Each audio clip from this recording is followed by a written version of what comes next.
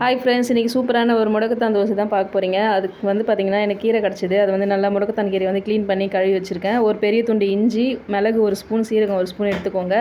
அது வந்து பார்த்திங்கன்னா ஃபஸ்ட்டு மிக்சியில் போட்டு கீரை, மிளகு, சீரகம், இஞ்சி எல்லாமே போட்டு ஃபஸ்ட்டு ஒரு வாட்டி அரைச்சிடுங்க. அதுக்கப்புறம் வந்து பார்த்திங்கன்னா நம்ம வீட்டில் ஆல்ரெடி இட்லி மாவு இருக்கும். அதை எடுத்து வந்து பார்த்திங்கன்னா ஒரு 2 கரண்டி அந்த விழுது கூடவே ஊற்றிட்டு மறுபடியும் அரைச்சிக்கோங்க. அரைச்சிட்டு வந்து பார்த்திங்கன்னா உங்களுக்கு தேவையான அளவு மாவு எடுத்து வச்சுக்கோங்க ஃப்ரெண்ட்ஸ். அந்த அரைச்ச விழுதை வந்து நம்ம மாவு கூட மிக்ஸ் பண்ணி லைட்டாக சால்ட்டு போட்டு மிக்ஸ் பண்ணிவிட்டு தோசை ஊற்றினா சூப்பராக வரும், மொறுமொறுன்னு. அதுக்கப்புறம் இது வந்து பார்த்திங்கன்னா கழுத்து வலி, கை கால் மூட்டு வலிக்கெலாம் ரொம்பவே நல்லது. பசங்களுக்கும் செஞ்சு கொடுங்க, ரொம்ப சூப்பராக இருக்கும். இது பசங்க நல்லா விரும்பி சாப்பிடுவாங்க. மிளகு, சீரகம், இஞ்சி எல்லாம் போட்டுக்கிறதுனால அந்த ஃப்ளேவரே சூப்பராக இருக்கும் ஃப்ரெண்ட்ஸ். அதுக்கப்புறம் இதுக்கு வந்து பார்த்திங்கன்னா நான் சைடிஷ் வந்து கார சட்னியும் தேங்காய் சட்னியும் செஞ்சுருக்கேன். ரொம்பவே சூப்பராக வந்துச்சு தோசை. நீங்கள் ட்ரை பண்ணி பாருங்கள். இது வயசானவங்களுக்கும் செஞ்சு கொடுங்க. அவ்வளோதான் ஃப்ரெண்ட்ஸ். பிடிச்சிருந்தா லைக் பண்ணுங்கள், சப்போர்ட் பண்ணுங்கள். பாய்.